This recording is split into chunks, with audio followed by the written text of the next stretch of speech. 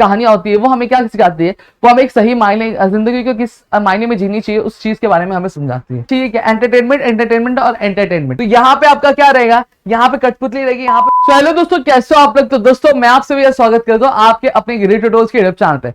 दोस्तों आज हम जो शुरुआत करने वाले आपके 6 चैप्टर यानी एंटरटेनमेंट एंड हिस्ट्री के साथ क्या हम शुरुआत करने वाले। Basically in this chapter we are going to study about what is entertainment. Actually entertainment होता क्या है, आपने मूवी भी देखी होगी एंटरटेनमेंट, सही बात है, और लोगों को चाहिए क्या, एंटरटेनमेंट, एंटरटेनमेंट और एंटरटेनमेंट। ये तीन चीज जो है वो लोगों को बहुत चाहिए रहती है। तो यही चीज को मद्देनजर रखते हुए आपकी 10वीं की टेक्स्ट बुक में हम जो एंटरटेनमेंट क्या होता है वो देखेंगे, कितने टाइप के एंटरटेनमेंट होते हैं वो देखेंगे, और साथ ही साथ उसका इतिहास क्या है, ये सारी चीजों के बारे में आज के इस लेक्चर में हम क्या समझेंगे दोस्तों। ठीक है, तो सबसे पहली चीज, एंटरटेनमेंट एक्चुअली होता क्या, ऐसी कोई भी चीज जो हमें क्या अच्छा महसूस कराती है, हमारे माइंड को फ्रेश करवाती है और हमें खुश महसूस करवाती है, तो उस चीज को हम लोग क्या बोलते हैं, आपका सोर्स ऑफ एंटरटेनमेंट बोलते हैं। ठीक है, जैसे किसी को खेल के खुशी आती है, किसी को सो के खुशी आती है, किसी को किसी का मजाक उड़ा के खुशी आती है, किसी को कोई रोस्ट वीडियो देख के खुशी आती है। तो यहाँ पे अगर बात करो तो हर एक इंसान के लिए जो खुशी का जो मायना है या फिर जो एंटरटेनमेंट का मतलब है वो अलग अलग होता है। मेरे लिए, मैं पढ़ रहा हूँ, मैं लिख रहा हूँ, मैं घूम रहा हूँ, मैं नाच रहा हूँ, तो ये मेरे लिए एंटरटेनमेंट हो गया। आपके लिए हो सकता है छुट्टी, स्कूल का छुट्टी मारना, घर पे बैठे रहना, मूवीज देखना, कार्टून्स देखना, ये आपके लिए एंटरटेनमेंट होगा। तो एंटरटेनमेंट क्या वैरी करता है, तो वही चीज लिखा है, thing that help refresh our minds and give a feeling of happiness are the sources of entertainment. क्या are the sources of entertainment? आपकी ऐसी कोई भी चीज, ऐसी कोई भी आपको क्या होती है, ऐसी कोई भी चीज जो आपके माइंड को फ्रेश फील कराती है और आपको हैप्पी फील कराती है, ये क्या होते हैं, सोर्स ऑफ एंटरटेनमेंट होते हैं। अब बहुत सारे हॉबीज होते हैं, गेम्स होते हैं, ड्रामा फिल्म होता है, राइटिंग रीडिंग होता है, ये क्या सोर्स ऑफ एंटरटेनमेंट है। कुछ लोग होंगे जिन्हें पबजी देख के मजा आता होगा, खेल के, एक्चुअली देख के नहीं, पबजी खेल के मजा आता, कोई होगा जो वेब सीरीज देख के मजा आता है, कोई होगा जिसे इधर उधर दोस्तों के साथ गप्पे लड़ाना में मजा आता होगा, घूमने में मजा आता होगा। तो सोर्सेस जो एंटरटेनमेंट होता है वो अलग अलग होता है। अब why do we need entertainment? अब एक्चुअल में हमें एंटरटेनमेंट की जरूरत क्या है वो चीज हम लोग समझेंगे। सबसे पहली चीज, अगर एक जो अच्छा एंटरटेनमेंट होता है वो क्या करता है, वो कहीं ना कहीं सबसे पहली चीज हमारी जो पर्सनालिटी है उसको ग्रो करने में हेल्प करता है। मेरी हॉबी हो गया, और फिर उसके बाद अगर मैं बात करूं मेरे अंदर कोई चाहत है कि मैं कोई स्किल्स अक्वायर करूं, उससे मुझे खुशी मिलती है, तो वो हो गया। तो ये क्या करता है, एक की जो पर्सनालिटी होती है वो डेवलप करने में हेल्प करता है। अब रोजाना की हमारी जिंदगी में अगर हम बात करें तो हम कई सारे जो काम होते हैं उनसे क्या होते हैं, बंधे हुए रहते हैं। हमें कोई सारे जो चीजें होती है वो परफॉर्म करनी रहती है, और कहीं ना कहीं हम क्या होता है उसकी वजह से क्या होता है, फ्रस्ट्रेट हो जाते हैं। अब एंटरटेनमेंट एक्चुअली करता है क्या है, हमारे माइंड को फ्रेश करता है, हमें फिजिकली और आपके मेंटली दोनों ही को क्या बनाता है, आपका एनर्जेटिक बनाता है। ठीक है, सो कभी कभी आपके कुछ इंटरवल ऑफ टाइम के बाद अपने हॉबीज को फॉलो कर लेना, गेम्स खेल लेना, ये हमारे पर्सनालिटी डेवलपमेंट का क्या काम है। और इवन तो हमारे इंडियन जो फेस्टिवल्स होते हैं, स्पोर्ट्स होते हैं, डांस होते हैं, म्यूजिक होते हैं, ये क्या as a form of entertainment ही बनाए गए थे ताकि जो लोग हैं वो क्या रिफ्रेश हो सके। और ये चीज जो फॉलो हो रही है आपके एशियन टाइम्स हो रही है। ठीक है, अब एंटरटेनमेंट की अगर मैं बात करूं तो एंटरटेनमेंट दो तरीके से क्या होता है, क्लासीफाई होता है। एक आता है आपका एक्टिव और एक आता है पैसिव। हाँ, यहाँ पे मैं वॉइस नहीं सिखा रहा हूँ, यहाँ पे मैं एंटरटेनमेंट की आपको टाइप्स बता रहा हूँ। दो तरह के एंटरटेनमेंट होते हैं, एक आपका होता है एक्टिव एंटरटेनमेंट और एक होता है आपका पैसिव एंटरटेनमेंट। अब एक्टिव एंटरटेनमेंट होता है क्या, एक्टिव एंटरटेनमेंट जहां पे बंदा खुद पार्टिसिपेट कर रहा है उसे हम एक्टिव एंटरटेनमेंट बोलते हैं। जैसे अरिजीत सिंह गाना गा रहा है, तो अरिजीत सिंह गाना गा रहा है तो वो एक्टिव एंटरटेनमेंट कर रहा है, और आप सुन रहे हो तो ये पैसिव एंटरटेनमेंट कर रहा है। मतलब जहां पे आप पार्टिसिपेट नहीं करते, सिर्फ आप एज एन ऑडियंस आप क्या देखिए, क्या मजे लेते, अरे भाई बस WWE की लड़ाई हो रही, रेसलर्स की लड़ाई हो रही, धाम धूम मार रहे, लेकिन आप क्या, और वो लड़ाई कर रहे हैं, उनको मजा आ रहा है, तो वो एक्टिव एंटरटेनमेंट होगा। लेकिन आप सिर्फ देख रहे हो, आपको देख क्या मजा आ रहा है, आप क्या हो रहा है, पैसिव एंटरटेनमेंट होते हैं। तो मेरे ख्याल से एक्टिव एंटरटेनमेंट क्या होता है और पैसिव एंटरटेनमेंट क्या होता है, ये दोनों ही चीज आपको क्या समझ में आ गए होंगे। ठीक है, अब यहां पे हम फोक थिएटर की बात करें। ठीक है, अब एक्चुअल पैसिव एंटरटेनमेंट क्या होता है, जहां पे जो व्यूअर्स होते हैं वो एक्चुअल पार्टिसिपेंट्स नहीं होते, सिर्फ देखते रहते हैं। अब अगर हम बात करें पपेट्री और गोल्डन पपेट्स की, इसको हम लोग क्या बोलते हैं, कठपुतली बोलते हैं। क्या बोलते हैं दोस्तों, कठपुतली बोलते हैं। अगर इसकी बात अगर हम करें तो जब आर्कियोलॉजिकल जो साइट्स से आपके हड़प्पन सिविलाइजेशन के जब वो एक्सकावेट किए जा रहे थे, तो हमें कई सारे जो क्ले होते हैं, मिट्टी के होते हैं, मिट्टी के डॉल होते हैं, वो हमें क्या देखने मिले थे। वही अगर मैं बात करूं जो सिविलाइजेशन जैसे आपके हड़प्पन सिविलाइजेशन जो इजिप्ट में थी, ग्रीस में थी, वहां सभी जगह क्या ये इस तरह के जो डॉल्स थे वो पाए गए थे। अब यहाँ पे अगर मैं बात करूं तो एशियन इंडिया में जैसे मटेरियल जैसे वुड हो गया, वूल हो गया, लेदर हो गए, हॉर्न्स हो गए, आइवरी, ये सारी चीजें क्या की जाती थी, यूज की जाती थी, जिससे क्या किया जाता, पपेट क्या बनाया जाता था। अब जो कठपुतली है कहीं ना कहीं एक ट्रेडिशन माना जाता है इंडिया में, और उसके दो स्टाइल्स होते हैं। एक ऐसा स्टाइल, एक पहला स्टाइल जो राजस्थान में डेवलप हुआ था, और जो दूसरा स्टाइल होता है वो आपके भारत के निचले यानी सर्दर्न रीजन जो थे वो उसमें क्या हुआ था, डेवलप हुआ था। ठीक है, इतनी चीजें क्लियर हो गई। अब ऐसे कई सारे जो आर्टिस्ट होते हैं जो क्या करते हैं, कठपुतली का शो जो होता है वो परफॉर्म करते हैं स्टेज पे। वो कहाँ होते हैं, उत्तर प्रदेश हो गया, महाराष्ट्र हो गया, राजस्थान, आसाम, वेस्ट बंगाल, आंध्र प्रदेश, तेलंगाना, कर्नाटक और केरला में क्या ये सारे क्या पाए जाते हैं। और यहाँ पे अगर मैं बात करूं तो कठपुतली कैसे होती है, डॉल्स होती है और डॉल्स से क्या कुछ स्ट्रिंग्स जो रहती है वो अटैच रहती है, और वो अपनी उंगलियों की मदद से या फिर अपने हाथों की मदद से क्या करते हैं, वो चीजों को परफॉर्म करते हैं। और वहां पे एक जो बंदा होता है वो सारी चीजों को कंट्रोल करता है, उसको हम लोग क्या बोलते हैं, उसको हम लोग बोलते हैं सूत्रधार बोलते हैं। क्या बोलते हैं, सूत्रधार, जो कहीं ना कहीं नरेट करता रहता है, पीछे कहानी बताता है, आएगी एक डॉल आई, कठपुतली आई, तो बोलेगा यहाँ देखो ये आ गई हमारी कथकली। तो वो क्या करता है, वो पीछे से नरेट करता रहता है कि ये इवेंट आ रहा है, वो इवेंट आ रहा है, क्योंकि डॉल्स तो नहीं बोल सकती ना। तो उनके उनके बिहाइंड पे कौन बोलता है, नरेटर, जिसको क्या बोला जाता है, सूत्रधार क्या बोला जाता है। और सूत्रधार अगर भारी है तो वहां पे भैया शो जो है वो भारी होने ही वाला है। हमने देखा था, क्या देखा था कि अगर आपकी कोई भी शो होता है उसमें जो एंकर होता है अगर वो भारी है तो बट ऑब्वियस सी बात है जो शो है वो हिट होने ही वाला। अगर थोड़ी सी परफॉर्मेंस इधर उधर हो जाती तो भी चलेगा, पर एंकर क्या करता है, उसको सामान क्या लेता है। ठीक है, अब जो stage for this puppetry show is quite small but the puppeteers use light and sound effects in the ingenious way. अब यहाँ पे क्या होता है, जो पपेट का शो पपेट शो का जो स्टेज होता है वो बहुत बड़ा नहीं रहता है, वो इतना बड़ा होगा, इतना बड़ा होगा, पर्दा लगा दिया जाता है, ऊपर से जो लोग होते हैं वो क्या करते हैं, उसको कंट्रोल करते हैं। ठीक है, बट जो लाइट होता है, जो जो स्टेज को डेकोरेट किया जाता है वो एक नंबर डेकोरेट किया जाता है कि जो ऑडियंस उसको देख के क्या मजा आता है। अब साथ ही साथ शैडो पपेट्स भी होते हैं। शैडो पपेट्स क्या होता है, देखो यहाँ पे क्या किया जाएगा, आपकी लाइट लगा दी जाएगी, इधर से लाइट लगा दी जाएगी और यहाँ पीछे एक्चुअली देखो फॉर एग्जांपल ये, ठीक है, ऐसे लेते हैं तो यहाँ पे आपका क्या रहेगा, यहाँ पे कठपुतली रहेगी, यहाँ पे पीछे लाइट रहेगा, यहाँ पे ऑडियंस बैठी रहेगी और उसकी जो परछाई है वो सामने पर्दा लगा रहेगा, उस पर क्या जाती रहती है। तो इसको हम लोग क्या बोलते हैं, शैडो पपेट्स क्या बोलते हैं दोस्तों। ठीक है, आप यहाँ पे इसको क्या बोला जाता है, ये सारी चीजें कठपुतली शो में क्या यूज की जाती है। अब दशावतार थिएटर, अब दशावतार थिएटर की अगर हम बात करें तो दशावतार क्या है, एक फोक थिएटर का क्या पार्ट है आपके महाराष्ट्र में। अब यहाँ पे दशावतार की अगर मैं बात करूं तो ये कौन से रीजन पे, आपके कोंकण और गोवा रीजन में क्या किया जाता है, आपका परफॉर्म किया जाता है। जो हार्वेस्टिंग वाला पीरियड रहता है, हार्वेस्टिंग वाला पीरियड जब खत्म हो जाता है तो उसके बाद ये जो चीज होती है परफॉर्म होती है।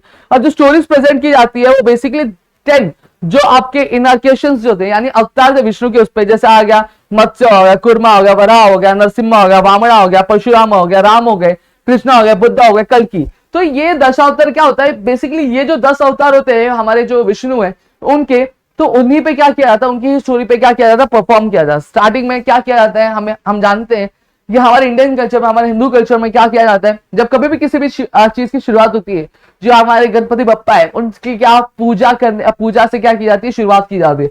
तो सेम चीज जब दशावतार किया जाता है तो यहाँ पे जब प्ले शुरू होने वाला रहता है या फिर जब परफॉर्मेंस शुरू होने वाली तो उससे पहले क्या किया जाता है, उससे पहले जो लॉर्ड गणेशा होते हैं उनकी क्या आरती उतारी जाती है ताकि जितनी भी अड़चने आने वाली वो सारी चीजें क्या हो जाए, गायब हो जाए। अब 18वीं सेंचुरी में श्यामजी नायक काले ने क्या किया था, पाड़ ये चालू किया था, जो कि दशावतार आर्टिस्ट थे जो क्या करते थे, ऑल ओवर महाराष्ट्र क्या परफॉर्म क्या किया करते थे। अब विष्णुदास भावे जो कहीं ना कहीं आपके मराठी थिएटर की क्या शुरुआत इन्होंने की थी, इन्होंने स्टार्ट किया था आपके माइथोलॉजिकल पे। माइथोलॉजिकल प्लेस मतलब क्या हो गया, हमें जो डाइटीज होती है उनकी जो स्टोरीज होती है, उनकी जो कहानियां होती है उनसे क्या किया था, शुरुआत किया था। बट लेकिन थोड़ा बहुत जो मॉडिफिकेशन था यानी थोड़ा बहुत बदलाव क्या दशावतार स्टाइल में क्या चालू किया था। और कहीं ना कहीं यहाँ क्या मराठी थिएटर का क्या हमें ओरिजिन यानी जो शुरुआत है हमें देखने मिलता है आपके दशावतार थिएटर में। अब आता है हमें भजन में। भजन सबको पता होगा भजन क्या होता है। आज अलग अलग तरीके के भजन हमें सुनने मिलते हैं। इवन तो अभी गणेश चतुर्थी का माहौल है, आज आखिरी दिन है गणेश चतुर्थी का, और यहाँ पे भी आज हमें कई सारे जो भजन है वो क्या सुनने मिलेंगे। ठीक है, अब भजन क्या होता है, भजन अगर मैं बात करूं एक तरह का गाना होता है जो हम भगवान की यानी जो गॉड होते हैं हमारे डाइटीज होते हैं उनके डिवोशन में हम क्या गाते हैं दोस्तों, सही बात है। और वहां पे क्या होता है कई सारे इंस्ट्रूमेंट्स आते हैं, जैसे ताल हो गया, सिंबल्स हो गया, मृदंग हो गया, पखवज हो गया, इसको क्या बोला जाता है, भजन बोला जाता है। अब यहाँ पे दो तरह के भजन होते हैं, एक चक्री भजन होता है और एक संगी भजन होता है। चक्री भजन में क्या होता है, चक्री भजन में जो आपके जो डिवोटीज होते हैं यानी जो भक्त होते हैं वो कैसा गोल गोल गोल गोल गोल क्या घूमते रहते हैं। आपने देखा होगा ना ऐसे लोग ऐसे ऐसे नहीं सॉरी ऐसे ऐसे ऐसे ऐसे ऐसे घूमते रहते हैं, ठीक है, बिना किसी रुकावट के, या फिर आपके ऐसे ऐसे घूमते रहते हैं, तो उसको हम लोग चक्री भजन बोलते हैं। संगी भजन क्या होते हैं, जो सिंगर्स होते हैं और एक्टर्स होते हैं वो क्या ऐसे काम करते हैं, एज अ डिवोटी काम करते हैं, और जो डायलॉग्स होते हैं वो क्या गाने के माध्यम से क्या किया जाता है, लोगों तक क्या बताया जाता है, लोगों तक क्या बोला जाता है। समझ में आ गया। आपने देखा होगा ना कि आपकी राम कथा होती है, या फिर उसके बाद अगर मैं बात करूं आपकी महाभारत क्या रची जाती है, स्टेज परफॉर्मेंस होता है, जहाँ पे एक्टर्स आते हैं, पूरा जो वेशभूषा रहती है वो आपकी डाइटीज वाली लेकर आते हैं, ठीक है। तो ये सारी चीजें। अब तुकडोजी महाराज ने क्या किया था, एक नया फॉर्म जो था भजन का वो डाला गया, जिसका नाम क्या था, खंजीरी भजन। क्या नाम था, खंजीरी भजन।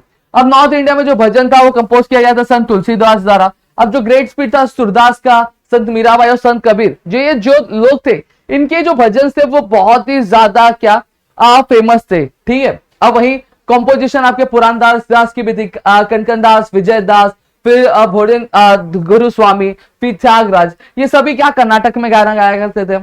अब भजन एक्चुअली गाना गाया करते थे, गाना नहीं, ठीक है। अब जो गुजरात संघ जैसे नरसिंह मेहता हो गया। अब गुजरात में जो नरसिंह मेहता थे, कहीं ना कहीं जो भक्ति मूवमेंट था, भक्ति मूवमेंट मतलब क्या होता है, भक्ति मूवमेंट मतलब दोस्तों एक ऐसा मूवमेंट जहां पर एक रिवॉल्यूशन लेकर आया जा रहा था, आपके रिलीजियस रिफॉर्म लेकर आया जा रहा था, ठीक है। जहां पे लोग जो है डाइटीज को, एक पर्टिकुलर डाइटीज को फॉलो करना क्या शुरू कर रहे थे, ठीक है। अब महाराष्ट्र में संत नामदेव ने क्या किया, जो ट्रेडिशन था भजन कीर्तन का, उसको सपोर्ट किया आपके वर्करी सेक्ट के साथ, ठीक है। अब वर्करी सेक्ट ये कभी डेवलप हुआ, जो एक ग्लोरियस ट्रेडिशन था किसका, भजन कीर्तन का। अब यहां पे आते हैं हम लोग, यहां पे बात करूं तो कीर्तन में ट्रेडिशनली जो नारद मुनि है, नारायण नारायण आपने सुना होगा, ठीक है। जो ट्रेडिशनली जो नारद मुनि है वो क्या फाउंडर कहलाते हैं, क्या कीर्तन है ट्रेडिशन के। संत नामदेव क्या बोले जाते हैं, पहले कीर्तनकार बोले जाते हैं आपके महाराष्ट्र के, जिन्होंने हेल्प किया क्या, सॉरी पहले कीर्तनकार कहा जाता है महाराष्ट्र के, और बाकी सारे जो संत थे कहीं ना कहीं उन्होंने आपके हेल्प की, किसको, संत नामदेव को, कि ये जो ट्रेडिशन आपके कीर्तन का उसको क्या किया जाए,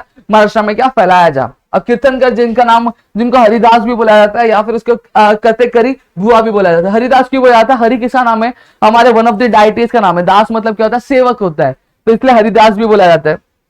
अब ये जो कीर्तनकार होते हैं या फिर जो हरिदास होते हैं, उन्हें क्या करना पड़ता है, उन्हें ट्रेडिशनली जो कॉस्ट्यूम्स होते हैं वो पहनने पड़ते हैं, उन्हें खुद को क्या एक पर्टिकुलर जो स्लैंग होता है गाने का उसमें क्या करना पड़ता है, ट्रेन करना पड़ता है, गाना पड़ता है, इंस्ट्रूमेंट्स उनको आने चाहिए, जो डांस होता है वो उनको आना चाहिए, ठीक है, जो ह्यूमर होना चाहिए वो आना चाहिए, और ये सारी चीजें क्या बहुत अच्छे से आनी चाहिए। अगर थोड़ी भी इधर उधर हुई तो भैया कल्याण हो जाएगा।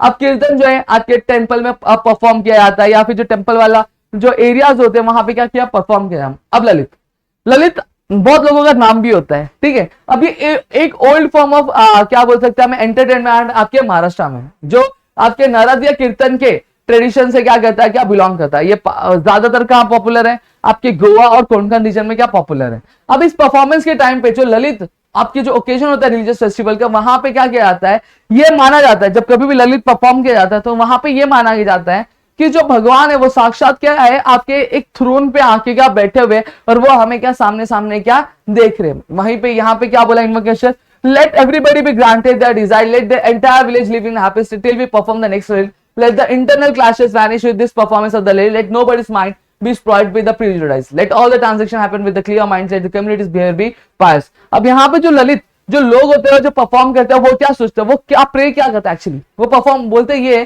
कि हर एक की जो इच्छा मनोकामना वो पूरी हो, साथ ही साथ गांव में रहने वाले जितने लोग हैं वो सभी क्या खुश रहे, उनके बीच में जो आपसी मतभेद है वो क्या होने चाहिए, वो आपके हट जाने चाहिए, और सारे जो आपसी में जो ट्रांजेक्शन यानी जो लेन देन का काम होना चाहिए वो क्या बहुत अच्छे से बिना किसी गलत चीजों के क्या हो जाना चाहिए। अब जो ललित है आपके थियोरेटिकल साइड में क्या परफॉर्म किया जाता है, जैसे स्टोरीज है कृष्णा की, रामा की, हमारे जो बड़े बड़े डिवोटीज है वो क्या प्रेजेंट की जाती है इस टाइम पे। अब जो फ्यू ललित के जो टेक्स्ट है वो हिंदी में भी हमारे पास क्या अवेलेबल है, क्लियर हो गया। अब ललित को क्या बोला जाता है, ललित जो फॉर्म है आपके कहीं ना कहीं आपका एक बैकड्रॉप माना जाता है क्या मराठी डिलेक्ट का। अब भरूड को हम लोग एक मेटाफोरिकल सॉन्ग बोल सकते हैं, जो कि एक स्पिरिचुअल सॉन्ग है, जो हमें एक एथिकल लेसन क्या सिखाता है। आपने सुना होगा ना, कई सारी जो कहानी होते हैं, कई सारी जो कहानियां होती है वो हमें क्या सिखाती है, वो हमें एक सही मायने जिंदगी को किस मायने में जीनी चाहिए उस चीज के बारे में हमें समझाती है, ठीक है। भरूड जो जाता है संत एकनाथ द्वारा क्या कंपोज किया गया था और महाराष्ट्र में बहुत ज्यादा पॉपुलर है। अब इसके बहुत सारे अलग अलग सब्जेक्ट्स पे क्या किया जाते हैं, सॉन्ग बनाए जाते हैं, आपके ड्रामेटिक क्वालिटी में, इजी रिदम में, ह्यूमर में, ठीक है। संत एकनाथ ने बहुत सारे जो बरूद है वो क्या किए गए, आपके कंपोज किए गए थे इस मोटिव से कि लोगों तक क्या ये चीजें पहुंचाई जाए और लोगों को क्या जागरूक क्या किया जाए, ठीक है।